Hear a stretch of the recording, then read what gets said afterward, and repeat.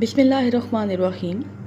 Lecturer education and headmaster headmistress के test की preparation के लिए आज का जो हमारा टॉपिक है that is introduction to education.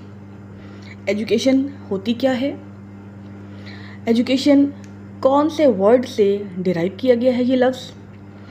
मुख्तलिफ़ स्कॉलर्स, मुख्तलिफ़ फ़िलासफ़र्स, मुख्तलिफ़ एजुकेशनिस्ट ने एजुकेशन को अपने अकॉर्डिंग डिफ़ाइन किया है।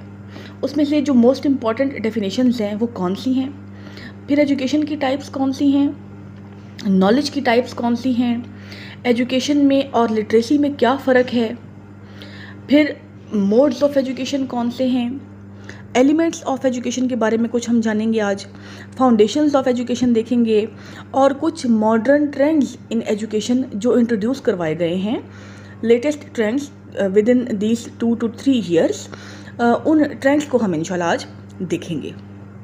स्टार्ट करते हैं। सबसे पहले है derivation of the word education. Education का वर्ड जो है वो कैसे डिराइव किया गया है, ठीक है। इसके लिए हम सबसे पहले देखते हैं कि इंटरमोलॉजी होती क्या है। इंटरमोलॉजी, अगर आपसे पूछा जाए कि फ़लाँ वर्ड की इंटरमोलॉजी क्या है, तो इंटरमोलॉजी का मतलब ये होता है कि वो वर्ड कहाँ से ओरिजिनेट किया गया है।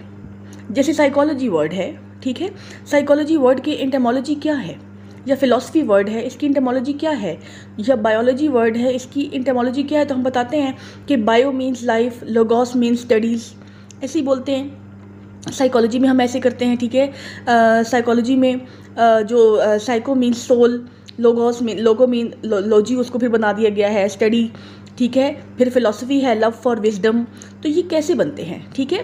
बेसिकली इंटरमोलॉजी होती है study of origin of words, कि वो वर्ड जो है वो कहाँ से ओरिजिनेट किया गया है। मोस्टली लैटिन या ग्रीक ओरिजिन होता है और बाद में उसको हम अपनी लैंग्वेज में अपने हिसाब से उस वर्ड को जो है वो ट्रांसलेट करते हैं और उसको यूज़ करते हैं। तो एजुकेशन जो है जनरली इसके लिए 3 टर्मिनोलॉजीज़ समझी जाती हैं कि ये इन वर्ड से डिराइव की गई है। पहला है एजुकेयर एंड सेकंड है एजुसेयर। इनको हम अपनी लैंग्वेज में तो एजुकेयर एंड एजुसेयर कहते हैं, लेकिन लैटिन प्रोनाउंसिएशन में इसको एजुकेरे एंड एजुसेरे कहा जाता है। एजुकेरे का मतलब है to bring up, to raise, to nourish, नशोनुमा पाना, बढ़ावा देना, ठीक है। यानी कि एक तरह से आप कह सकते हैं कि एजुकेरे का मतलब है बच्चे की होलिस्टिक डेवलपमेंट करना। बच्चे ने सिर्फ साइज़ में उसकी बढ़ोतरी नहीं होनी, उसका हाइट और वेट सिर्फ इनमें इंक्रीमेंट नहीं होना, बल्कि उसकी मॉरल डेवलपमेंट होगी, उसकी कॉग्निटिव डेवलपमेंट होगी, social development, emotional development, language development, हर तरह से बच्चे की जो होलिस्टिक डेवलपमेंट का नाम जो है वो एजुकेशन है। सेकंड है एजुसेरे, जिसका मतलब है to lead out, to draw out. Now what to draw out, हमने क्या चीज़ बच्चे में से अखज़ कर दी है। हर बच्चा जो है वो कुदरती सलाहियात लेकर पैदा होता है। उन सलाहियात को, उन हिडन पोटेंशियल्स को बाहर निकालना है और उनको बाहर निकालने के लिए बच्चे को एजुकेट करना बहुत ज़रूरी है। आप अपने इन्वायरमेंट में इधर उधर जब देखते हैं, बहुत से बच्चे, बहुत से लोग आपको ऐसे नज़र आते हैं जो एजुकेटेड नहीं हैं, जिनकी वजह, लेकिन वो बहुत ज़्यादा पोटेंशियल वाले हैं, ठीक है। बहुत से लोग मेरे इर्द गिर्द ऐसे हैं, आपके इर्द गिर्द भी ऑब्वियसली होंगे, जिनका आपको लगता है कि ये बहुत कैपेबल है, काश ये पढ़ा लिखा होता, ठीक है। तो बेसिकली हम यहाँ पर ये चीज़ कहना चाह रहे हैं कि इसके अंदर पोटेंशियल बहुत था, इसको मौका नहीं मिला, ठीक है। क्रिएटिविटी को सामने लाने का, निखार कर लाने का फ़ायदा नहीं, कोई मतलब मौका नहीं मिला, इसको पॉलिश नहीं किया जा सका इसकी कैपेबिलिटीज़ को। तो ये होती है एजुसेरे, ठीक है। थर्डली, एजुकेशन वर्ड जो है वो डिराइव किया गया है एजुकेटम से, जिसका मतलब है ट्रेनिंग या एक्ट ऑफ टीचिंग या आर्ट ऑफ ट्रेनिंग, ठीक है। इसमें आप कह सकते हैं कि हम एक मैच्योर पर्सन से इमेच्योर पर्सन की तरफ लर्निंग का ट्रांसफ़र हो रहा है, ठीक है, नॉलेज का ट्रांसफ़र किया जा रहा है, इसे हम कहते हैं एजुकेटम। तो ये हो गई हमारे पास एजुकेशन वर्ड की डेरिवेशन। नेक्स्ट हम देखते हैं what is the difference between education and literacy. Education जो होती है, this is a process of acquiring knowledge, skills, values, attitudes, habits, beliefs, ठीक है। नॉलेज को हमने एक्वायर करना है, हमने कोई चीज़ सीखनी है, कोई स्किल सीखनी है, कोई बच्चे को हम वैल्यूज़ सिखा रहे हैं, उसकी मॉरल डेवलपमेंट की बात जैसे मैंने पहले की, उसकी हर तरह से डेवलपमेंट हो रही है, वो होती है एजुकेशन। लेकिन जो लिटरेसी है that is only confined to the ability of reading and writing, ठीक है। जो बंदा लिख और पढ़ सकता है वो लिटरेट पर्सन तो कहला सकता है, लेकिन वो पर्सन एजुकेटेड नहीं कहला सकता। ओके तो ये थोड़ा सा डिफरेंस आपके माइंड में होना चाहिए। अगर पेपर में कोई क्वेश्चन इस तरह का आ जाए कि ability to read and write education है या नहीं है, तो ये एजुकेशन नहीं है, ये लिटरेसी है, ठीक है। आपको इस चीज़ का कॉन्सेप्ट बिल्कुल क्लियर होना चाहिए। Next we shall move towards our next slide, that is definitions by different philosophers and scholars. मुख्तलिफ स्कॉलर्स ने, मुख्तलिफ एजुकेशनिस्ट ने एजुकेशन को अपने तरीके से डिफ़ाइन किया है। अब मतलब वही होगा जो हमने पहले पढ़ा है कि एजुकेरे से या एजुसेरे से या एजुकेटम की जो आगे से मीनिंग्स आ रहे हैं, मतलब वही होता है एजुकेशन का। लेकिन हर फिलोसफर ने अपने हालात के मुताबिक, उसकी जो गिरदोनवा में जो कुछ हो रहा है उसके हिसाब से एजुकेशन को डिफ़ाइन किया है अपने तरीके से, ठीक है। इनमें कुछ डेफिनेशन जो मोस्ट इंपॉर्टेंट है वो मैंने यहाँ मेंशन की हैं। सुक्रेटिस सबसे पहले हैं, सुकरात, ठीक है। सुकरात जो हैं, सोक्रेटिस, प्लेटो एंड एरिस्टोटल, ये तीनों ग्रीक फिलोसफर्स हैं, ठीक है। इनकी हिस्ट्री इंशाल्लाह हमने कल के टॉपिक में रखी हुई है, कल हम इसको डिस्कस करेंगे। सोक्रेटिस के बारे में देखते हैं। सोक्रेटिस कहते हैं education is to produce a virtue in man, ठीक है। क्योंकि जो सोक्रेटिस का इरा है ईसा अलैहिस्सलाम की पैदाइश से भी बहुत पहले का है, ठीक है। तो उस वक्त इस चीज़ की बहुत ज़्यादा ज़रूरत थी कि लोगों के अंदर जो है वो वर्चुअस क्वालिटीज़ पैदा की जाएं। इसलिए उन्होंने एजुकेशन को डिफ़ाइन किया कि जब एक बंदा एजुकेटेड होगा तो उसके अंदर वर्चुअस क्वालिटीज़ जो है वो क्रिएट की जा सकती हैं, ठीक है। सेकेंड इन्होंने कहा bringing out of ideas of universal validity, ideas को बाहर निकालना है। वही बात है हमने अभी पढ़ा, एजुसेरे का मतलब to lead out, to draw out, कि हमने बच्चे के हिडन पोटेंशियल्स को बाहर निकालना है। तो सोक्रेटिस क्या कह रहे हैं कि जो आइडियाज़ हैं यूनिवर्सल वैलिडिटी के, यानी कि यूनिवर्सल एक्यूरेसी, हम यहाँ पर वैलिडिटी का मतलब लेते हैं एक्यूरेट होना, ठीक है। तो इस दुनिया को एक्यूरेट करने के बहुत से आइडियाज़ जो होते हैं वो ह्यूमन माइंड में होते हैं, ठीक है, which are latent in the mind of every man, कि हर माइंड में ये आइडियाज़ जो हैं ये छुपे हुए होते हैं, हिडन हैं, लेटेंट हैं। एक्सक्यूज मी, इन आइडियाज़ को एक्सप्लोर करने की ज़रूरत है। सोक्रेटिस कहते हैं कि ये जितनी भी वर्ल्ड है ना, दुनिया है जितनी भी, इन सब के पीछे इंसान के अपने आइडियाज़ होते हैं। इनकी इसी सोच को फिर आगे लेकर गए थे प्लेटो, ठीक है। इनके स्टूडेंट हैं प्लेटो, उन्होंने फिर आगे इस सोच को आगे लेकर गए और फिर इसकी बेस पर फिलॉसफी जो है आइडियलिज्म वाली वो इन्होंने प्रपोज की थी। तो सोक्रेटिस बेसिकली क्या कहना चाह रहे हैं कि हर ह्यूमन माइंड के अंदर बहुत से आइडियाज़ होते हैं जो कि इस यूनिवर्स को वैलिडेट करने के लिए, एक्यूरेट करने के लिए यूज़ किए जाते हैं। लेकिन जब वो आइडियाज़ बाहर निकलेंगे तभी हम उनको अप्लाई कर सकते हैं, ठीक है ना। तो उनको बाहर निकालना, उनको एप्लीकेबल बनाना एजुकेशन का काम है। नेक्स्ट है प्लेटो, अफलातून, he was the student of Socrates, ठीक है। ये कहते हैं education is the capacity to feel pleasure and pain at right moment, कि जो एक एजुकेटेड पर्सन होता है उसके अंदर ये कैपेबिलिटी है, ये कैपेसिटी है कि वो पेन और प्लेयर, ठीक है, दुख और सुख यानी कि उनको साइमल्टेनियसली महसूस कर सकता है। तो ये चीज़ एक पढ़े लिखे इंसान के अंदर ही हो सकती है, ठीक है, जिसको पता है कि ये मौका खुशी का है और इसके अंदर ये वाला गम भी शामिल है। फॉर एग्जांपल जैसे बहुत बड़ी अचीवमेंट किसी को मिली है, लाइक मुझे अगर बहुत बड़ी अचीवमेंट मिली है, मेरे अंदर खुशी भी बहुत ज़्यादा होगी, ठीक है, लेकिन साथ मुझे दुख भी होगा, काश मेरे पेरेंट्स होते। तो ये एक जो फीलिंग है हमारे अंदर, इन दोनों में बैलेंस रखना ज़रूरी है। तो वो बैलेंस जो है वो एजुकेशन कहलाती है, ठीक है। सेकेंड डेफिनेशन है development of mind and body. अब ये जो डेफिनेशन है माइंड और बॉडी की डेवलपमेंट, ये प्लेटो की जो थेरी है, फिलॉसफी है आइडियलिज्म, उसको लेकर आगे चल रही है। जो मैंने आपको पहले बताया कि सोक्रेटिस का जो आइडिया था उसको लेकर चले हैं प्लेटो, और प्लेटो ने फिर उस बेस पर एक फ़िलॉसफी बनाई है, ठीक है। उस फिलॉसफी में ये कहा जाता है कि जो आइडियलिज्म है उसमें बेसिकली माइंड और बॉडी की डेवलपमेंट होती है। तो ये हमारी एजुकेशन भी है प्लेटो के अकॉर्डिंग। थर्ड है अरस्तु जो है वो स्टूडेंट थे प्लेटो के, ठीक है।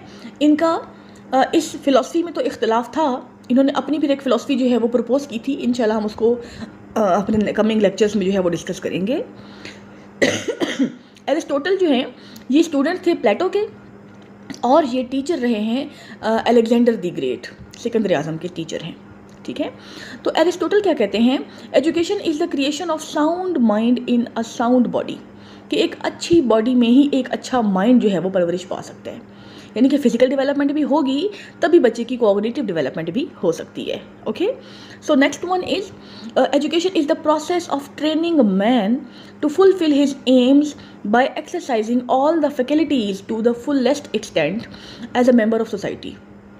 कि एजुकेशन एक ऐसा प्रोसेस है जिसके ज़रिए एक इंसान की एक सोसाइटी में जब वो एक मेंबर है, उस मेंबर की एक अपनी डिस्टिंग्विश पर्सनैलिटी होगी, और वो पर्सनैलिटी कैसे निकलेगी, जब हम उसकी तमाम फैकल्टीज़ को प्रॉपर एक्सरसाइज करेंगे, यानी कि प्रॉपर ट्रेन करेंगे उसको। एक बंदे में जितनी भी फैकल्टीज़ हैं, जितनी सलाहियात हैं, उनको एक्सरसाइज करेंगे, उनको ट्रेन करेंगे मुकम्मल हद तक, जितना हम कर सकते हैं, फुलेस्ट एक्सटेंट तक, ताकि वो एक सोसाइटी का यूज़फुल मेंबर बन सके। ओके, तो ये डेफिनेशन है एरिस्टोटल की। इसके अलावा और भी एरिस्टोटल का बहुत सारा काम है, इंशाल्लाह इनकी कंट्रीब्यूशंस हम साइड बाय साइड करते रहेंगे। नेक्स्ट हमारी अब डेफिनेशंस आ गई वेस्टर्न स्कॉलर्स की। इनमें मोस्ट इम्पॉर्टेंट नाम जो है वो जॉन डेवी का है, ठीक है। इनकी हर फील्ड में कॉन्ट्रीब्यूशंस हैं, फ़िलासफ़ी में कॉन्ट्रीब्यूशन है, साइकोलॉजी में कॉन्ट्रीब्यूशंस हैं, इनकी करिकुलम में कॉन्ट्रीब्यूशन है, हर जगह पर इनकी कॉन्ट्रीब्यूशन है। इंशाल्लाह हम उनको देखेंगे। जॉन डेवी जो हैं, अभी हमारा जो एसएमसी इंट्रोड्यूस करवाया गया है वो भी जॉन डेवी की फ़िलासफ़ी की बेस पर बना हुआ है। जॉन डेवी कहते हैं एजुकेशन की जो डेफिनेशन है, development of all those capacities in the individual which enable him to control his environment and fulfill his responsibilities। Education जो है वो तमाम कैपेसिटीज़ की डेवलपमेंट का नाम है, ठीक है। अब वो कौन सी कैपेसिटीज़ होंगी, ये वो वाली कैपेसिटीज़ हैं, ये वो वाली सलाहियात हैं, वो वाली काबिलियत है जो इंसान को उसका माहौल, उसका इन्वायरमेंट कंट्रोल करने के काबिल बनाए, और इंसान को जो उसके ऊपर जिम्मेदारियाँ हैं, जो उसकी रिस्पॉन्सिबिलिटीज़ हैं, उनको फुलफ़िल करने के काबिल बनाए, ठीक है। जॉन डेवी की ये जो डेफिनेशन है ये मोस्ट इम्पॉर्टेंट डेफिनेशन है तमाम डेफिनेशंस में से।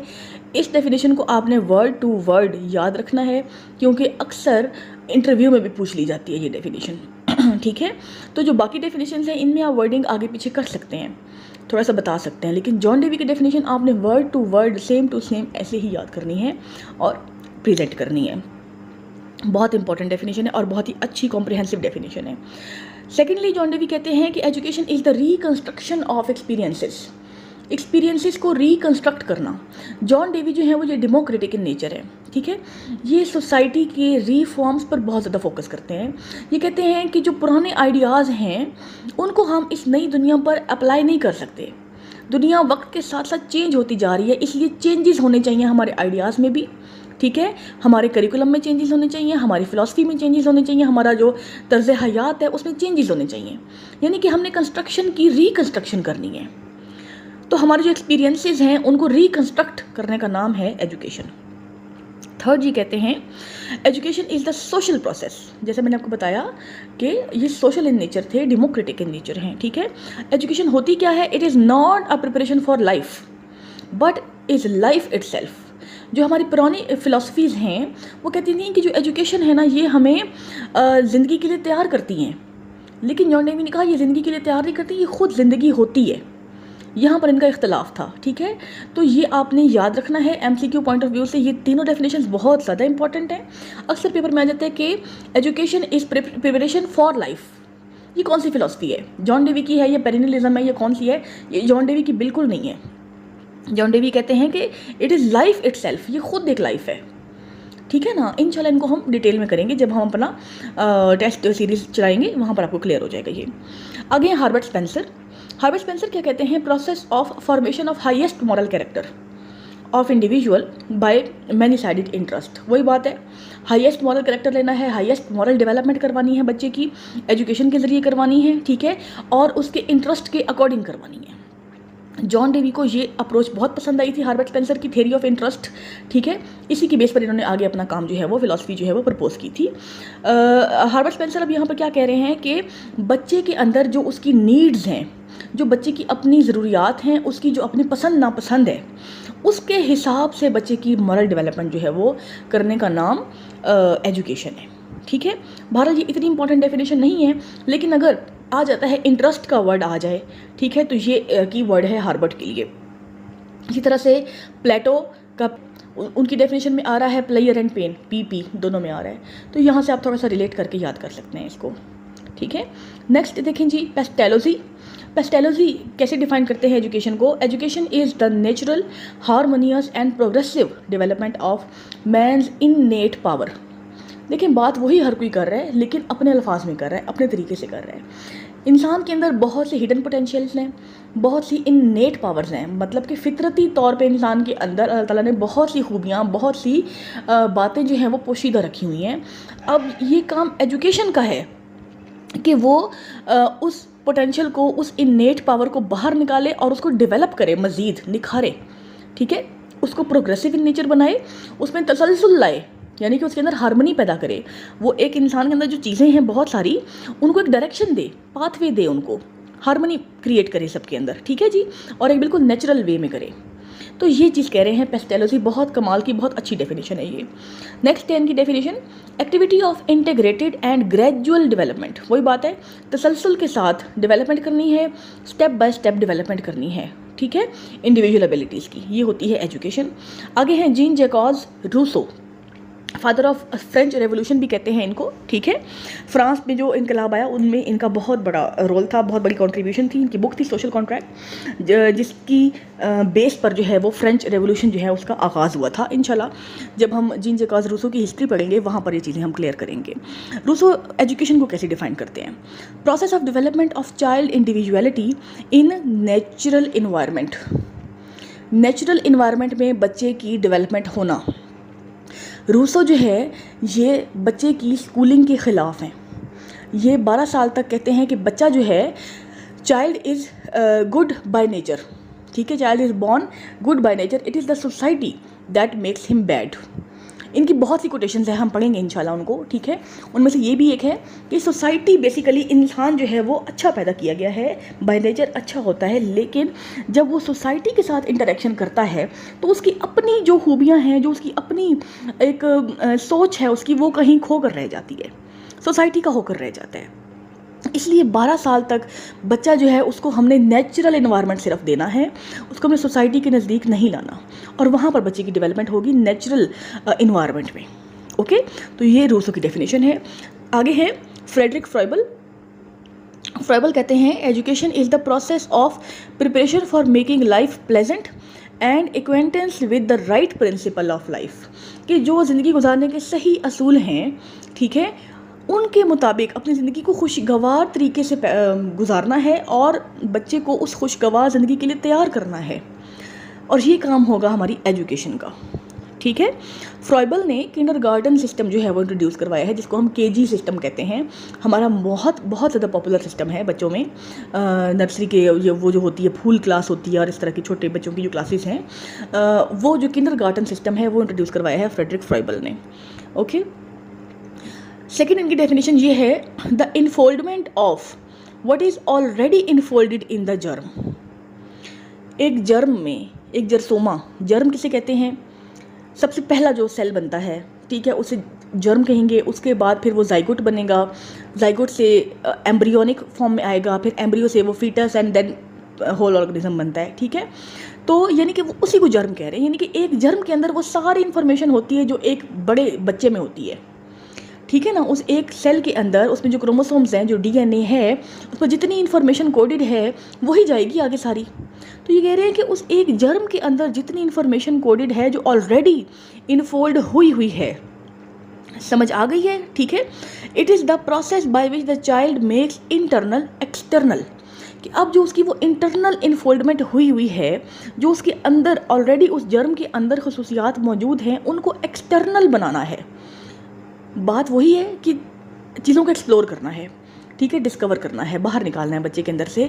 तो हर एक अपने तरीके से डिफाइन किया है। फ्राइबल की बहुत अच्छी डेफिनेशन है ये वाली कि एक जर्म के अंदर जो चीज़ें ऑलरेडी इनफोल्ड हुई हैं, ठीक है, उन चीज़ों को हमने एक्सटर्नल बनाना है, उस इंटरनल मटेरियल को हमने एक्सटर्नल बनाना है, उन तमाम हिडन पोटेंशियल्स को हमने बाहर निकालना है, ठीक है, एग्जॉल्ट करके लेकर आना है उसको।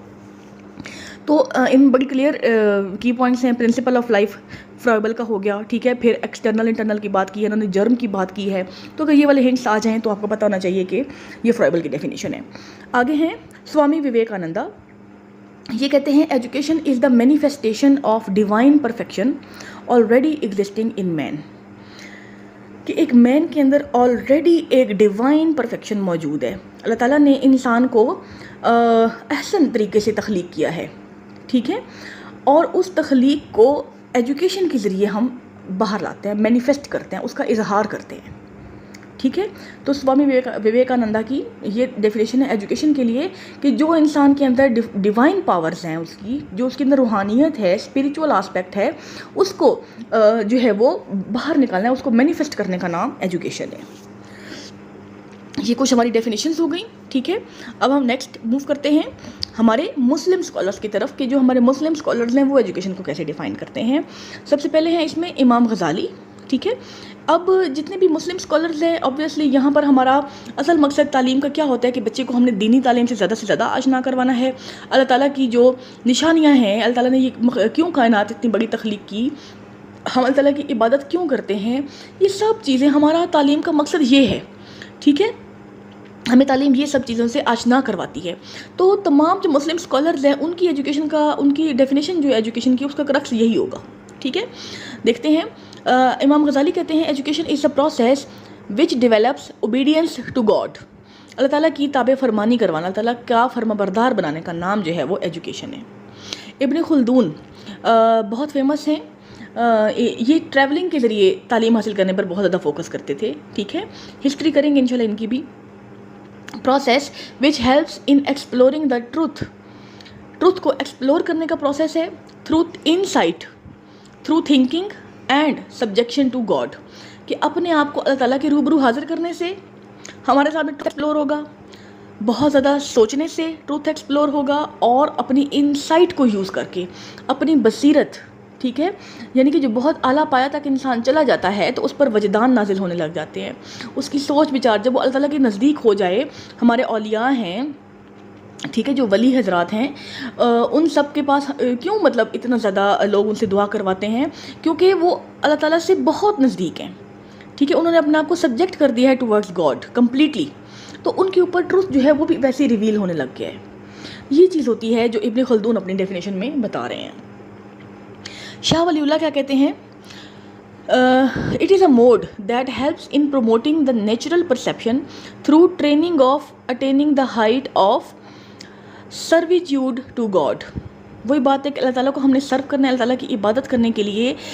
देखिए अल्लाह ताला ने बहुत सी निशानियाँ रखी हैं, कुरान पाक में बार बार इस चीज़ का इरशाद फरमाया गया है कि अक्ल वालों के लिए बहुत सी निशानियाँ हैं। अब उन निशानियों को नेचुरल परसेप्शन के ज़रिए हमने देखना है। अल्लाह ताला ने हमें हिस्स अता फरमाई है, 5 हिस्से हमें अता फरमाई हैं। उन सेंसेस को, उन 5 सेंसेस को यूज़ करके परसीव करना है हमने नेचर को, ठीक है। उन सेंसेस को जब हम यूज़ करेंगे तभी हमें पता चलेगा कि अल्लाह ताला ने क्या कुछ हमारे लिए इस कायनात में रखा हुआ है। इंसान ने कितनी ज़्यादा जो है, अब आपको पता है डिस्कवरीज की हैं, कितनी ज़्यादा इन्वेंशंस की हैं, लेकिन अभी भी साइंस कहती है कि ओनली 13% ऑफ माइंड जो है वो यूज़ हुआ है। तो यहाँ से आप अंदाज़ा लगा लें कि अल्लाह ताला ने अभी न जाने क्या कुछ हमारे लिए इस दुनिया में रखा हुआ है जिसको अभी एक्सप्लोर करना बाकी है।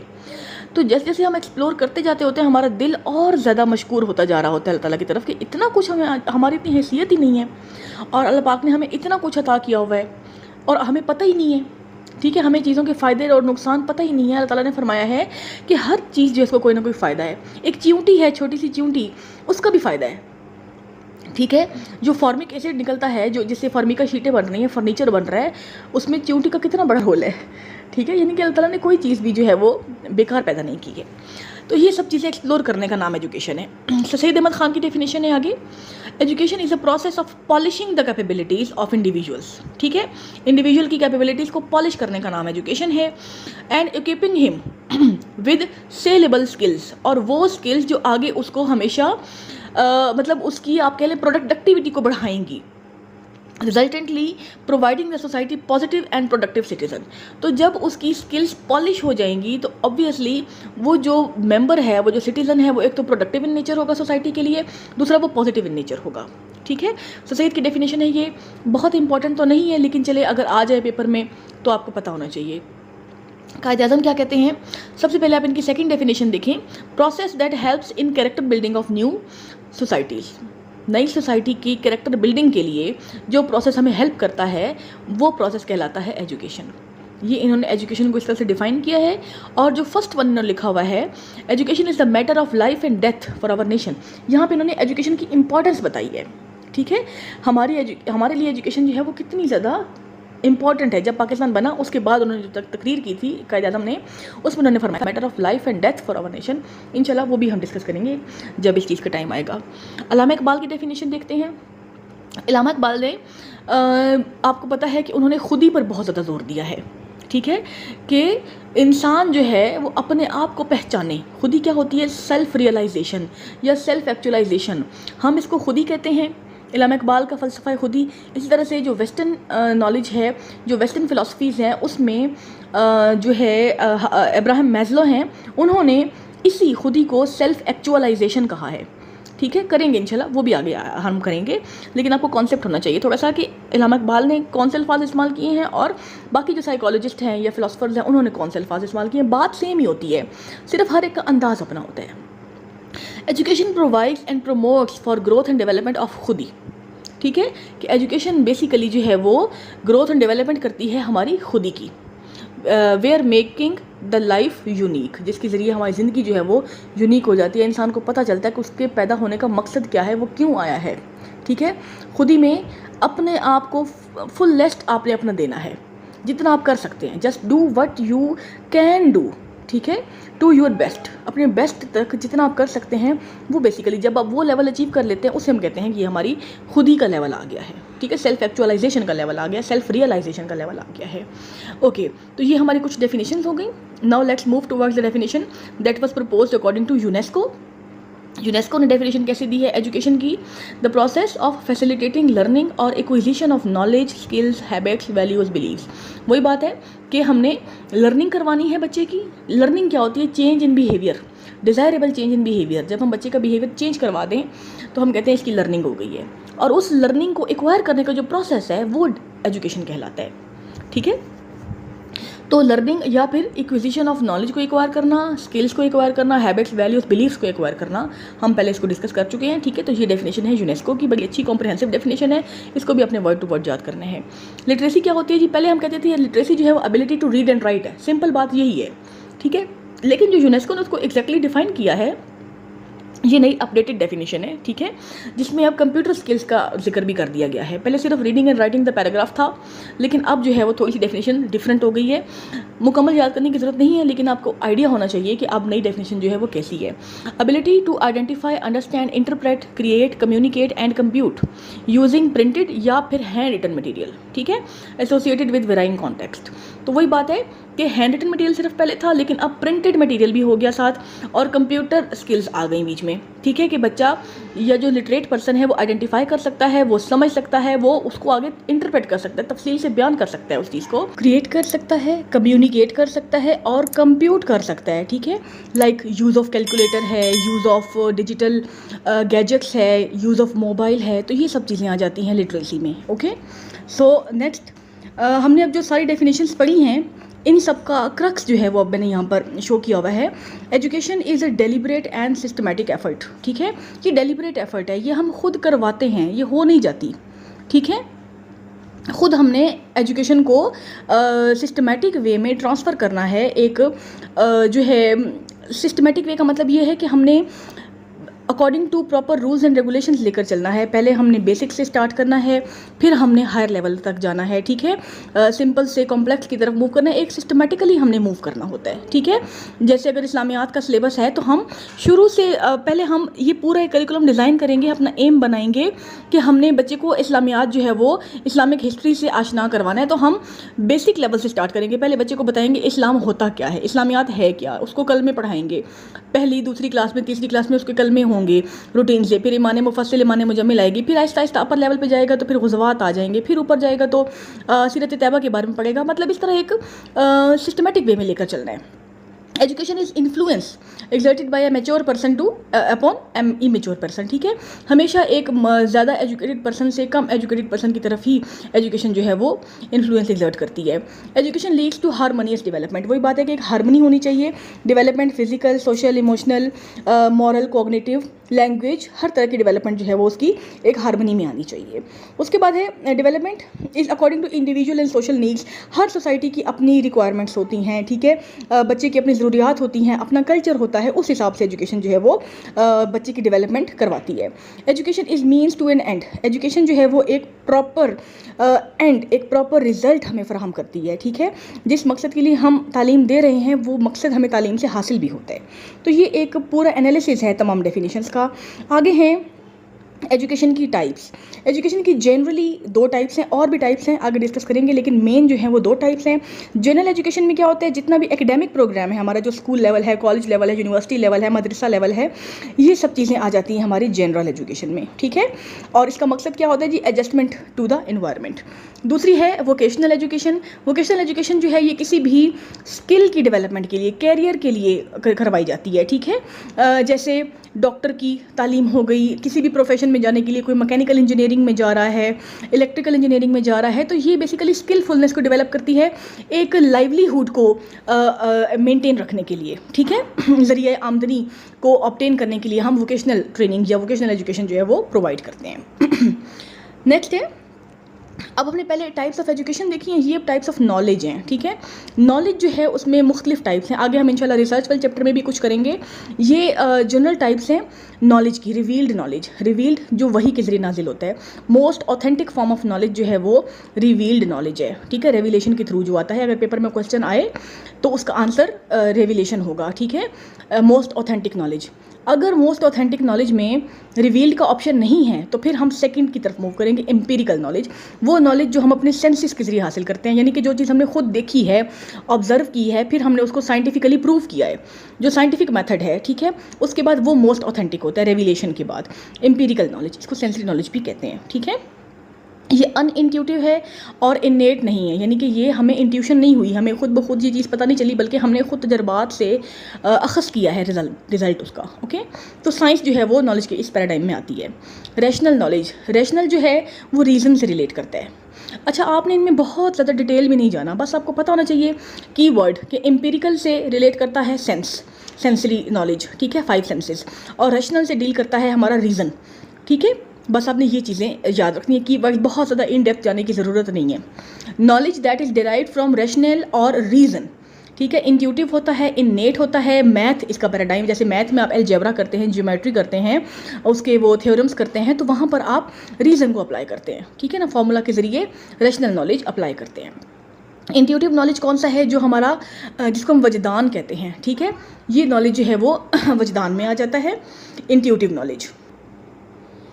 तो ऐसा इल्म जो वजदान के ज़रिए हमें हासिल होता है, हमारी बसीरत के ज़रिए, इंसाइट के ज़रिए हासिल होता है, अंदरूनी तौर पे कोई एहसास होता है किसी चीज़ का, वो होता है इंट्यूटिव नॉलेज, ओके। और ये स्पेसिफाइड भी होता है स्पेसिफिक लोगों के साथ, लोगों के साथ, लाइक हमारे जो औलिया हैं, वली अल्लाह हैं, उनके अंदर ये खसूसियत जो है वो ख़ास तौर पर अल्लाह ताला ने उनको अता की होती है, उनको नज़रिए बसीरत जो है वो अता किया हुआ होता है, ओके। नेक्स्ट हम मूव करते हैं, कुछ और टाइप्स भी हैं एजुकेशन की, लाइक इंक्लूसिव एजुकेशन, ठीक है। पहले हमारा जो कॉन्सेप्ट था वो ये था कि नॉर्मल बच्चों के लिए अलग स्कूल्स होते थे और स्पेशल बच्चों के लिए अलग स्कूल होते थे, ठीक है, ये हमारा एक कॉन्सेप्ट चलता आ रहा था। लेकिन जो अब मॉडर्न कॉन्सेप्ट है, एक कॉन्टेक्स्ट चला है, वो ये है कि बच्चों को, जो स्पेशल बच्चे होते हैं, उनको एहसास कमतरी से बचाने के लिए उनको नॉर्मल बच्चों के साथ ही तालीम दी जाती है, ठीक है। एक ही इंस्टीट्यूशन में उनको ज़ेर तालीम रखा जाता है, लेकिन वो इंस्टीट्यूशन भी स्पेसिफिकली डिज़ाइंड होता है ताकि वहाँ पर दोनों तरह के बच्चों की ज़रूरियात का ख्याल रखा जाए, ठीक है। जैसे कि रैंप बना हुआ होगा, स्टेयर्स के साथ ही रैंप भी होगा ताकि जो व्हील चेयर पे बच्चे जाने हैं वो स्टेयर्स की बजाय रैंप का इस्तेमाल कर लें। फिर अपर फ्लोर, लोअर फ्लोर, इस तरह से वो बने हुए होंगे ताकि नॉर्मल बच्चे जो हैं वो ऊपर वाले फ्लोर पे चले जाएँ, ग्राउंड फ्लोर पे जो फिजिकल डिसेबल बच्चे हैं वो रह सकें, ठीक है। तो ये होती है इंक्लूसिव एजुकेशन, जहाँ पे टीचिंग लर्निंग प्रोसेस जो है वो तमाम बच्चों का एक ही एजुकेशन के सेटअप में होता है, ठीक है, मेन स्ट्रीम में चल रहा होता है। आगे है ब्लेंडेड एजुकेशन। ब्लेंडेड एजुकेशन क्या है? ट्रेडिशनल इन्वायरमेंट जो होता है फिजिकल क्लासेस, उसके साथ साथ अगर हम ऑनलाइन सिस्टम भी चला दें, डिजिटल मीडिया भी यूज़ करें, तो उसे हम कहते हैं ब्लेंडेड एजुकेशन, ठीक है। ये एक ब्लेंड है बोथ टाइप्स ऑफ एजुकेशन का, फिजिकल भी, ठीक है, और साथ ऑनलाइन कह लें या डिजिटल इन्वायरमेंट कह लें। लाइक मल्टीमीडिया यूज़ किया जाता है स्कूल्स में, कॉलेजेस में, ठीक है। जो भी डिजिटल प्रोसेस हम कोई भी यूज़ कर लें, प्रोजेक्टर्स यूज़ कर लें, कंप्यूटर एजुकेशन के ज़रिए हम करवा रहे हैं, ठीक है। तो ये सब चीज़ें आ जाती हैं ब्लेंडेड लर्निंग के कॉन्टेक्स्ट में। इसके अलावा को एजुकेशन, ठीक है, जिसमें जेंडर डिस्क्रिमिनेशन नहीं होती, मेल्स फीमेल्स हर तरह की जेंडर जो है वो एक ही जगह पर उसको एजुकेशन एक ही मेन स्ट्रीम में उनको टीचिंग लर्निंग प्रोसेस जो है वो कंडक्ट किया जाता है, ठीक है। उसके बाद इन्फ्यूजन। इन्फ्यूज्ड एजुकेशन कौन सी होती है?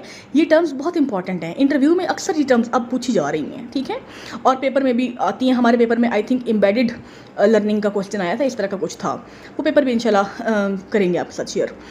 इन्फ्यूजन एजुकेशन क्या है? A process which blends career education goal, ठीक है, इनटू द सब्जेक्ट मैटर। यानी कि सब्जेक्ट के साथ साथ आपने अपनी कैरियर रिलेटेड एजुकेशन भी हासिल करनी है। जैसे अगर किसी को केमिस्ट्री में कोई मास्टर्स कर रहा है तो वो पढ़ रहा है वहाँ पे वो वाली इंडस्ट्रियल केमिस्ट्री, ठीक है। तो अब इंडस्ट्रियल केमिस्ट्री, उसको केमिस्ट्री में मास्टर्स का सर्टिफिकेट भी मिलेगा, लेकिन साथ साथ उसको इंडस्ट्रियल केमिस्ट्री में जो उसने वहाँ पर चीज़ें बनाई होंगी, अगर उसने सोप बनाना सीखा है, वहाँ पे साबुन बनाना सीखा है, मुख्तलिफ डिटर्जेंट्स की मैन्युफैक्चर की है, तो वो हर चीज़ उसने की है, उसको उस चीज़ का भी सर्टिफिकेट दिया जाएगा कि इसने बंदे ने ये चीज़ें भी साथ साथ सीखी हैं, हमने इनको सिखाई हैं, उनको वो सर्टिफिकेट भी साथ मिलेगा, ठीक है। तो ये होती है इन्फ्यूजन एजुकेशन, जिसमें कैरियर एजुकेशन और सब्जेक्ट मैटर एजुकेशन दोनों जो है उनके ग्रेड्स दिए जाते हैं। आगे है ECE and ECCE, early childhood education, ठीक है, and early childhood and care education, ठीक है। तो ये है अपना केयर एंड एजुकेशन। ये जो एजुकेशन है ये बच्चा स्कूल में आने से पहले जब उसको तालीम हम देते हैं, ठीक है, प्री स्कूल बच्चा इसको हम कहते हैं, या प्री प्राइमरी एजुकेशन भी कहते हैं इसको। यहाँ पर बर्थ से 6 साल का बच्चा जो है वो एडमिट किया जाता है ECE में, और 3 to 5 ईयर्स का बच्चा एडमिट किया जाता है ECCE में, ठीक है। तो अब यहाँ पर बच्चे को स्कूल में दाखिल होने से पहले की जो तालीम है वो दी जाती है, उसको तरबियत दी जाएगी, उसकी टॉयलेट ट्रेनिंग करवाई जाएगी बच्चे को, उसको अखलाकियात, खाने का तरीका, बिस्मिल्लाह कैसे पढ़नी है, मुख्तलिफ दुआएं, इस तरह की चीज़ें बच्चों को सिखाई जाती है। एक प्लेइंग इन्वायरमेंट क्रिएट किया जाता है, ठीक है। एक स्पेशल बजट आता है इस पूरे एजुकेशन, छोटे से एजुकेशन सिस्टम को चलाने के लिए, ठीक है। एलोकेट होता है बच्चों के लिए मुख्तलिफ खिलौने, उनकी पूरी ज़रूरियात का ख्याल, उससे एक ही कमरा होता है जिसके अंदर उनको हर चीज़ जो है वो उससे फैसिलिटेट किया जाता है, ठीक है। तो ये भी हमारा पाकिस्तान में ये सिस्टम अब चल रहा है, ओके। इसकी भी डिटेल इंशाल्लाह पढ़ेंगे। आगे है modes of education. Modes of education 3 तरह के हैं। एक होती है हमारी फॉर्मल एजुकेशन। टाइप्स और मोड्स में आपने कंफ्यूज नहीं होना, इसलिए मैंने आपको पहले टाइप्स करवाई हैं, अब होंगी ये मोड्स, ठीक है। तो मोड्स ऑफ एजुकेशन जो हैं उसमें पहला है फॉर्मल, फिर आएगा हमारे पास नॉन फॉर्मल, और फिर है इनफॉर्मल, ठीक है। फॉर्मल एजुकेशन जो है जनरल, जो हमारी एकेडमिक एजुकेशन है जो स्कूल्स में, यूनिवर्सिटीज़ में हो रही है, उसे हम कहते हैं फॉर्मल एजुकेशन, ठीक है, जिसमें बाकायदा स्टाफ है, सुपरविजन हो रही है, इंस्ट्रक्शंस दी जा रही हैं बच्चों को, एक पूरा प्लान है, ठीक है, हमारा एक एम होता है, एक गोल है, उसके अकॉर्डिंग हम अपने ऑब्जेक्टिव्स को अचीव करते हैं। ये सारी चीज़ें हमारे आ जाती हैं फॉर्मल एजुकेशन में, ठीक है। इसकी कैरेक्टरिस्टिक्स आप देखें, डिफाइंड ऑब्जेक्टिव्स हैं, एक फिक्स करिकुलम होता है, हर साल का अपना अपना सिलेबस होगा, ठीक है, पूरी प्लानिंग होती है, प्रॉपर टाइम टेबल होता है, ठीक है, क्लासेस का फिक्स्ड रूल्स होते हैं, एंट्री के, एग्जिट के, एडमिशन कैसे करना है, कब करना है, अगर स्कूल से निकलना है तो स्कूल लीविंग सर्टिफिकेट देना है, ठीक है। फॉर्मल असेसमेंट होगी, यानी कि बच्चों का एग्ज़ाम का सिस्टम होगा बाकायदा, जिसके ज़रिए उनको हम अगली क्लास में प्रमोट कर सकते हैं और डिग्री भी अवार्ड करते हैं। तो ये प्रॉपर जो सिस्टम हमारा चलता है उसे हम कहते हैं फॉर्मल एजुकेशन, ठीक है। नेक्स्ट है non formal education. Non formal education जो कॉरेस्पॉन्डेंस के ज़रिए की जाए, कि ख़त किताबत के ज़रिए की जाती है, लाइक अल्लामा इकबाल ओपन यूनिवर्सिटी में हो गई। फिर अगर थोड़ा सा डिजिटलाइज कर दें हम इसको, तो वर्चुअल यूनिवर्सिटी में भी यही चीज़ है, असाइनमेंट्स हैं ऑनलाइन फॉर्म में, ठीक है। फिर हमारी यूनिवर्सिटी ऑफ एजुकेशन है, ये सब चीज़ें सपोर्ट कर रही हैं हमारी नॉन फॉर्मल एजुकेशन को, जिसमें डिस्टेंस एजुकेशन भी आ जाती है, ठीक है। ये इसमें भी करिकुलम होगा, बिल्कुल प्लान्ड होगी, ये भी डिस्टेंस बेस्ड होती है, दूर दराज के लोग भी इसको कर सकते हैं, ये कॉम्प्लीमेंट कर रही है फॉर्मल एजुकेशन को, ठीक है। इसके रूल्स थोड़े से फ्लेक्सिबल होते हैं, सेमेस्टर आप फ्रीज करवा सकते हैं, मतलब बाद में भी वो अगला आप क्लास ले सकते हैं, डे शीट आप अपनी मर्जी से एडजस्ट करवा सकते हैं, थोड़ी बहुत मतलब इसमें फ्लेक्सिबिलिटी भी होती है, ठीक है। और इसमें भी वही बात है कि एडल्ट लर्निंग भी होगी, बड़े लोग भी जो फॉर्मल एजुकेशन नहीं हासिल कर सकते वो यहाँ पर आ जाते हैं, और स्किल्स हासिल कर, जैसे बीएड है, एमएड है, प्रोफेशनल क्वालिफिकेशंस वगैरह, वो सब इसको सपोर्ट कर रही हैं, ठीक है। तो ये है नॉन फॉर्मल। उसके बाद है इनफॉर्मल एजुकेशन। इनफॉर्मल एजुकेशन जो है उसमें हमारी जो वैल्यूज़ हैबिट्स, जो हमारी ख़ास तौर पे हमारी मोरल और सोशल डेवलपमेंट है, ठीक है, उसकी एक्विजिशन हमारी हो रही है। कहाँ से? हमारी फैमिली से, हमारी सोसाइटी से, जहाँ पर बच्चा रह रहा है, जिस माहौल में वो परवरिश पा रहा है, वहाँ पर वो डेलिब्रेट एफर्ट नहीं है, बल्कि खुद ब खुद कुछ ना कुछ सीख रहा है। कहीं पर अच्छी बातें सीख रहा है, कहीं पर बुरी बातें सीख रहा है, ठीक। और ये थ्रू आउट है, लॉन्ग लाइफ है, ठीक है, लाइफ लॉन्ग प्रोसेस है, लाइफ लॉन्ग प्रोसेस है, इंस्टीट्यूशन नहीं है इसमें। बस जहाँ पर बच्चा है, जहाँ पे जो कुछ सीख रहा है, वो सब कुछ आ जाता है इनफॉर्मल में, मीडिया से, ड्रामे से, कहीं पर जा रहा है, किसी हॉस्पिटल में गया है, वहाँ उसने कुछ सीखा है, तो ये हर चीज़ मतलब उसको सिखाई नहीं जा रही, बच्चा खुद सीख रहा है, ठीक है। तो एक हैबिट उसकी डेवलप हो रही है, वैल्यूज़ वो सीख रहा है, लेकिन कोई सिस्टम नहीं है, कोई ऑर्गेनाइजेशन में नहीं सीख रहा, एक जनरल इन्वायरमेंट में सीख रहा है, ठीक है। तो वो होती है इनफॉर्मल एजुकेशन। आगे है हमारे पास एलिमेंट्स ऑफ एजुकेशन। इनको एलिमेंट्स ऑफ एजुकेशन भी कहते हैं, एलिमेंट्स ऑफ एजुकेशनल प्रोसेस भी कहते हैं। इसमें आपने कंफ्यूज नहीं होना, यानी कि एजुकेशनल प्रोसेस किन चीज़ों से मिलकर बनता है, ठीक है। उसमें सबसे पहले आ जाते हैं हमारे एम्स। सबसे पहले हमने एम्स अपने डिफ़ाइन करने हैं, अपने जो नेशनल लेवल पे हमारे जो मकासद हैं कि हम आखिर बच्चे को तालीम दे क्यों रहे हैं, ठीक है। मिसाल के तौर पे मैंने अभी आपको बताया कि कंप्यूटर एजुकेशन जो है उसको बहुत ज़्यादा इंपॉर्टेंस जो है वो दी जा रही है। तो अब ये एक आप सपोज कर ले कि एक नेशनल एम है कि हमने जो है वो कंप्यूटर एजुकेशन जो है उसको इंट्रोड्यूस करवाना है, ठीक है। तो उसके लिए हम सबसे पहले एक पॉलिसी बनाएंगे, उसमें हम ये मेंशन करेंगे कि फ़लाँ क्लास से लेकर फ़लाँ क्लास तक हमने बच्चे को जो है वो कंप्यूटर लिटरेसी सिखानी है। उसमें हमने नर्सरी क्लास में तो चलो नहीं होगा, 3 क्लास में हमने बच्चे को कंप्यूटर के फ़िज़िकल पार्ट्स दिखाने हैं, 4 क्लास में हम बच्चे को सिखाएंगे कि जी उसमें गेम्स सिखा देंगे, फिर आगे 5th में 6th में उसको टाइपिंग पर ग्रिप करवानी है, फिर आगे उसके साथ हम एम एस वर्ड पे काम करवाएंगे, फिर 9th 10th में जाकर वो थ्योरीज पढ़ता है, और इस तरह से मतलब एक पूरी स्कीम के अकॉर्डिंग हमने करिकुलम बनाना होता है। इस तरह से हमारा एम डेवलप होगा।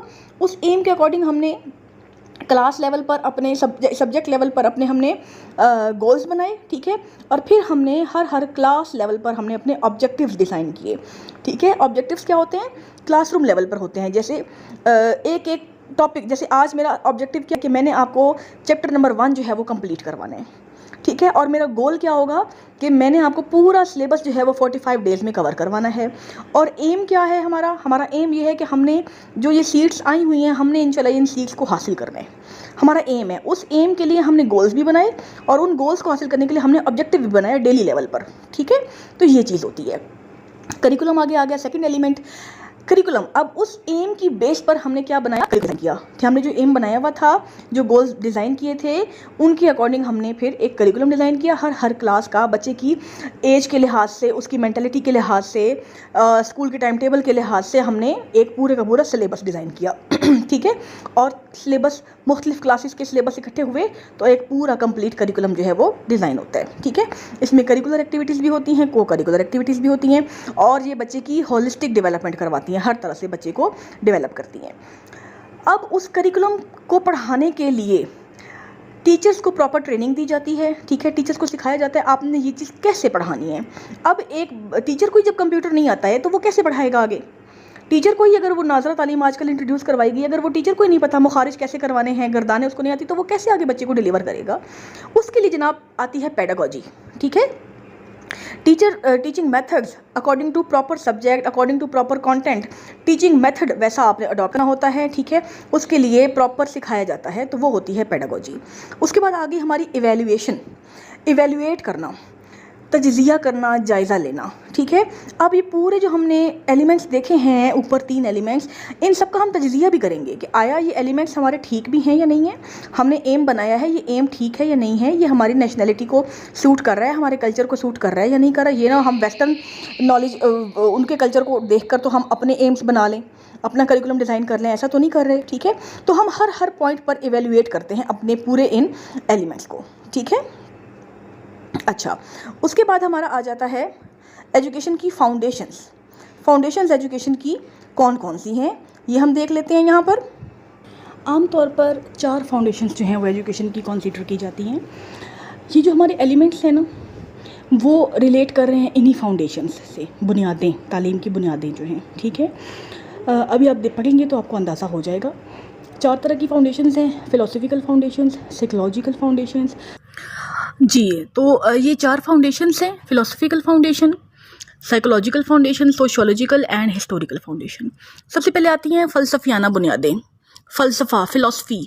फ़िलॉसफ़ी हमें हर किस्म की हमारे जो क्वेश्चंस हैं डेली लाइफ के रिलेटेड या हमारी तर्ज़ हयात से रिलेटेड, वे ऑफ लिविंग से रिलेटेड, उन सब का आंसर हमें हमारी फ़िलॉसफ़ी में मिलता है। हर नेशन की अपनी फ़िलॉसफ़ी होती है, हर नेशन की अपनी आइडियोलॉजी होती है। ठीक है, उसी आइडियोलॉजी की बेस पर हर नेशन अपने फ़लसफ़े को तरतीब देती है और उसी फ़लसफ़े की बेस पर हम अपने तालीम के जो मकासद हैं, हमारे जो एम्स ऑफ एजुकेशन हैं, उनको तरतीब दिया जाता है। ठीक है, तो जो फ़िलोसफिकल फाउंडेशंस हैं वो बेसिकली हमें ऑब्जेक्टिव्स ऑफ एजुकेशन या फिर हमें एम्स ऑफ एजुकेशन प्रोवाइड करती हैं। ये आपने इसका कीवर्ड जो है वो याद रखना है। पेपर में अगर पूछते हैं कि फ़िलोसफिकल फाउंडेशंस हमें क्या चीज़ प्रोवाइड करती हैं तालीम में, तो जितने भी हमारे एलिमेंट्स ऑफ एजुकेशन हैं ना, उनमें जो पहला एलिमेंट है एम्स, वो हमें प्रोवाइड करते हैं फ़िलोसफिकल फाउंडेशंस। ठीक है, ये बुनियादी फैक्टर्स होते हैं जो हमें हमारे एलिमेंट्स को प्रॉपर अरेंजमेंट में डिज़ाइन करने में हेल्प करती हैं फाउंडेशंस। ठीक है, नेक्स्ट है हमारी साइकोलॉजिकल फाउंडेशंस। अब साइकोलॉजी क्या है? नफ्सियात। ठीक है, हर बच्चा जो है उसके अपने डिफरेंसेस हैं बाकी बच्चों से, इंडिविजुअल डिफरेंसेस इनको कहते हैं। हर बच्चे के घरेलू हालात डिफरेंट हैं, हर बच्चे की मेंटल कैपेबिलिटी डिफरेंट है। कोई स्लो लर्नर है, कोई अच्छा लर्नर है, फास्ट लर्नर है, कोई गिफ्टेड बच्चा है। ठीक है, हर किसी का IQ लेवल डिफरेंट है, हर किसी की पसंद नापसंद अपनी है, नीड्स अपनी है, इंटरेस्ट अपने हैं। तो लर्नर की ज़रूरियात को मद्देनज़र रखते हुए, ठीक है, टीचर ने जिस तरीके से उसको पढ़ाना है वो चीज़ हमें प्रोवाइड कर रही है साइकोलॉजिकल फाउंडेशंस। ठीक है, साइकोलॉजी बेसिकली लर्नर के साथ डील कर रही है, ये आपने इसको याद रखना है। थर्ड है सोशियोलॉजिकल फाउंडेशन, सोसाइटी। हमारी जो सोसाइटी है वो हमें हमारा कल्चर, हमारा रिलीजन, हमारी जो पॉलिटिकल बैकग्राउंड है, हर चीज़ हमारी सोसाइटी से मिल रही है हमें। हर सोसाइटी का अपना कल्चर होगा, अपना रिलीजन होगा और पॉलिटिकल बैकग्राउंड भी अपना ही होगा। उसी हिसाब से जो हमारी सोशियोलॉजिकल फाउंडेशंस हैं वो डिफरेंट होंगी बाकी नेशंस से। ठीक है, नेक्स्ट है हिस्टोरिकल फाउंडेशंस। हर नेशन की अपनी हिस्ट्री है, हर नेशन के अपने हीरोज़ हैं। एक स्टूडेंट को ये बताना बहुत ज़रूरी होता है कि उसने हमारी यानी कि जो आबा व अजदाद हैं उन्होंने कितनी एफ़र्ट्स की हैं हमें इस मुकाम पर लाने के लिए, हमें एक आज़ादी देने के लिए हमारे आबा व अजदाद ने कितनी मेहनत की है, क्या कुछ खोया है उन्होंने। ठीक है, तो ये सब चीज़ें बच्चों के लिए जानना बहुत ज़रूरी है ताकि एक तो बच्चों के अंदर वो एहतराम वाला जज्बा पैदा हो, दूसरा उनके अंदर पेट्रियाटिज़म पैदा हो, अपने मुल्क के हुब्बुल वतनी का जज्बा पैदा हो, एंड थर्डली वो किसी न किसी हीरो को जो उनको पसंद आता है उसको वो आइडियलाइज कर सकते हैं, उसके मुताबिक अपनी लाइफ गुजारने के लिए कोशिश कर सकते हैं। ठीक है, नेगेटिविटी से दूर रहेंगे, पॉजिटिविटी की तरफ आएंगे। तो ये सारे फायदे होते हैं हिस्टोरिकल फाउंडेशन के। इसलिए हिस्टोरिकल फाउंडेशंस भी जो हैं वो एजुकेशन की इम्पॉर्टेंट फाउंडेशंस में काउंट की जाती हैं। अब आ जाते हैं अपने लास्ट टॉपिक की तरफ, that is modern trends in education. ठीक है, जो हमारे ट्रेंड्स हैं वैसे एक हमारा ट्रेडिशनल मेथड था पहले जिसको चॉक एंड टॉक मेथड भी कहते हैं, लेकिन अब उससे हटकर हम काफ़ी एडवांस लेवल में आ गए हैं एजुकेशन के। ठीक है, तो सबसे पहले उसमें आ जाता है गेमिफिकेशन। देखिए, बच्चों को एक्टिविटीज़ तो वैसे ही करवानी होती हैं, तो क्यों ना वो एक्टिविटीज़ जो हैं वो गेम्स की फॉर्म में करवाई जाएं, ताकि एक तो बच्चे के अंदर सेंस ऑफ कंपटीशन उसके अंदर रेज होता है। ठीक है, दूसरा वो बोरियत से हट जाता है, उसके अंदर कॉन्फिडेंस लेवल बिल्डअप होता है, ठीक है, क्रिएटिविटी आती है बच्चे के अंदर, क्लास में वो आपस में इंगेज रह सकते हैं सारे, कोलैबोरेशन आती है, दूसरे के साथ कोऑपरेशन आती है, ठीक है, बच्चा गलतियां कर करके सीखता है ट्रायल एंड एरर मेथड से, उसकी शाइनेस ख़त्म होती है, ठीक है, अपने आप को वो यानी कि सामने लाने की कोशिश करते हैं, गेम्स में खेल खेल में वो सीख भी रहा होता है और टीचर जो है वो उनको सिखा रहा होता है। तो बच्चे की जो मेमोरी होती है वो बिल्ड होती है, रिटेन करता है इन्फॉर्मेशन को ज़्यादा स्ट्रांगली, वो ज़्यादा अच्छी तरह से गेम में फोकस करते हैं। लूडो खेल रहे हो तो कैसे बच्चे फोकस कर रहे होते हैं, ठीक है, कि जी मैंने तो मतलब आपको पता ही है इस चीज़ का। तो ये चीज़ है गेमिफिकेशन, ठीक है। सेकंड है ब्लेंडेड लर्निंग। ब्लेंडेड लर्निंग का आपको पता है, पहले अभी हमने ब्लेंडेड एजुकेशन भी पढ़ी, ये बिल्कुल वही चीज़ है कि ट्रेडिशनल इन्वायरमेंट और डिजिटल इन्वायरमेंट, ठीक है, दोनों को कंबाइन करके जब टीचिंग लर्निंग प्रोसेस जो है वो कंडक्ट करवाया जाता है उसे कहते हैं ब्लेंडेड लर्निंग, जैसे हम लोग अब आपस में कर रहे हैं, ठीक है। एक डिस्टेंस लर्निंग भी हो गई है और क्लासरूम इन्वायरमेंट भी बना हुआ है, ठीक है। तो ये चीज़ इसमें आती है। इसमें क्या है, लर्निंग स्टाइल्स जो है वो इफेक्टिव यूज़ किए जाते हैं ताकि इफेक्टिव वे में लर्निंग जो है वो कंडक्ट की जा सके। रिटेंशन भी इसमें इंप्रूव होती है क्योंकि आपके पास डाटा सेव्ड रहता है, जब चाहें आप उसको देख सकते हैं। कॉस्ट इफेक्टिव है, सफ़र की मुश्किलात से बंदा बच जाता है, जो मुख्तलिफ बुक्स का और वो सब खर्चे हैं उनसे बंदा बच सकता है, ठीक है। तो ये किसी हद तक कॉस्ट इफेक्टिव भी होती है। साइबर टेक्नोलॉजी नेक्स्ट है। साइबर टेक्नोलॉजी जहाँ पर भी इंटरनेट की बात आ जाएगी, ठीक है, या स्पेशली सैटेलाइट टेक्नोलॉजी की बात आ जाए, वो आपने रिलेट करना है साइबर टेक्नोलॉजी के साथ, ठीक है। नेशन वाइड नेटवर्क है that will utilize satellite technology.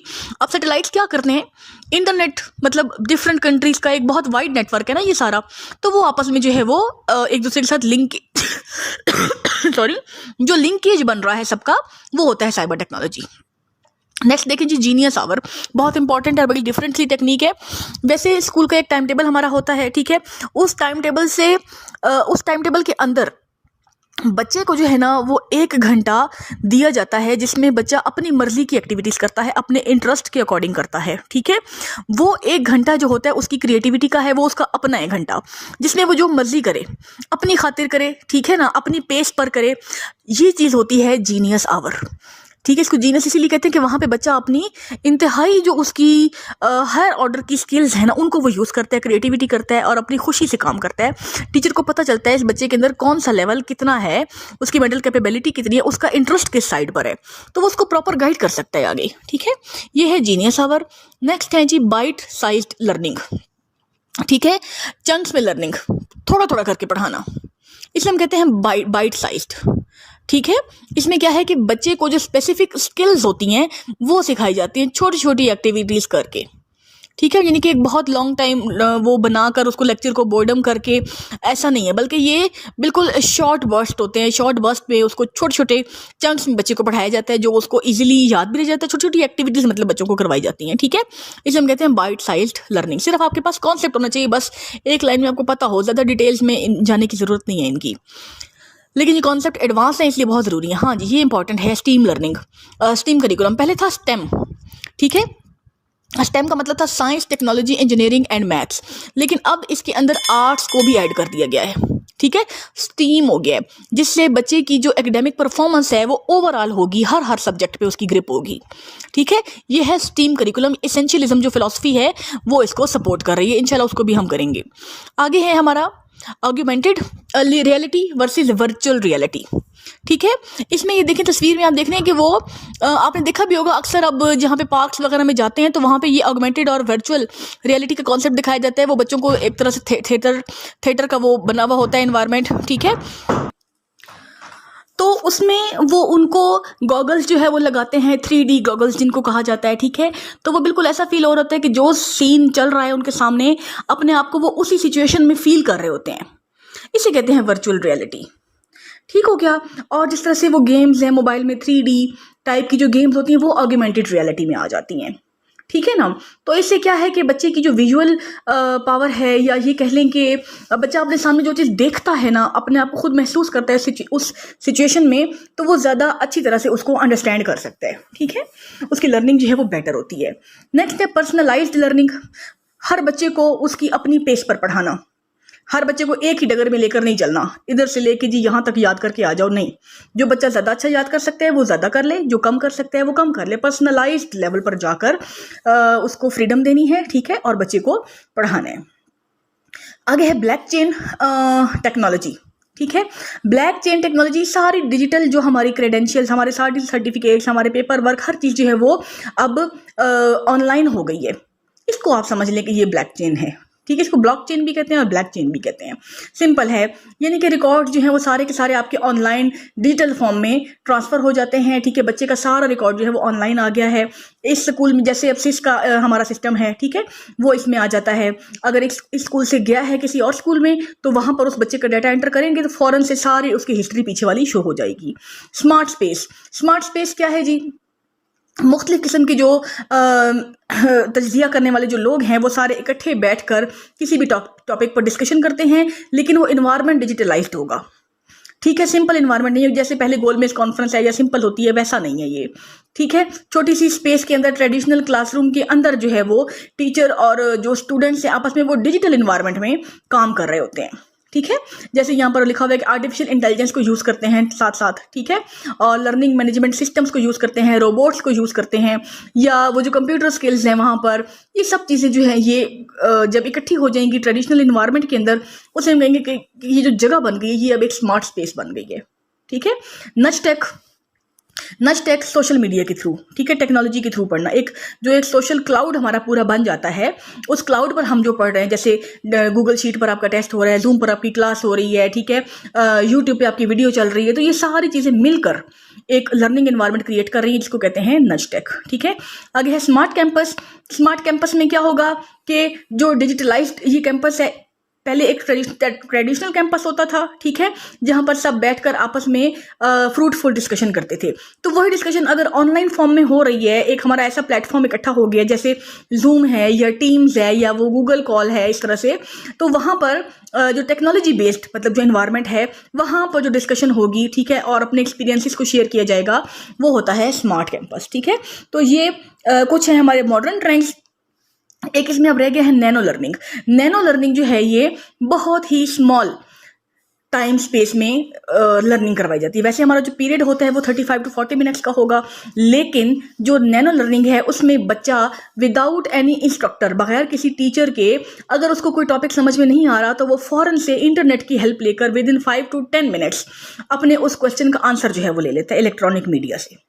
ये जी सिंपल सी है नैनो लर्निंग, ठीक है, कि टाइम को कम कर दें, 10 मिनट्स तक कर दें, इंस्ट्रक्टर नहीं होगा इसमें, ठीक है, और बच्चा खुद अपने क्वेश्चन का आंसर जो है वो किसी न किसी मीडिया के थ्रू, किसी न किसी भी आंसरिंग प्लेटफॉर्म के थ्रू जो है वो हासिल कर लेते हैं। ये है नैनो लर्निंग, ठीक है। ये क्वेश्चंस बहुत इंपॉर्टेंट हैं, इंटरव्यू के पॉइंट ऑफ व्यू से भी और पेपर के पॉइंट ऑफ व्यू से भी है, सिर्फ एक एक लाइन में आपको इनको याद करना है, okay. So thank you very much. अब अगर किसी को क्वेश्चन है तो वो ग्रुप में भी रेज किया जा सकता है, और यहाँ पर आप यूट्यूब पर भी जो कमेंट्स हैं अपने, उनके अंदर अपने क्वेश्चन जो है वो रेज कर सकते हैं। बहुत शुक्रिया, थैंक यू वेरी मच।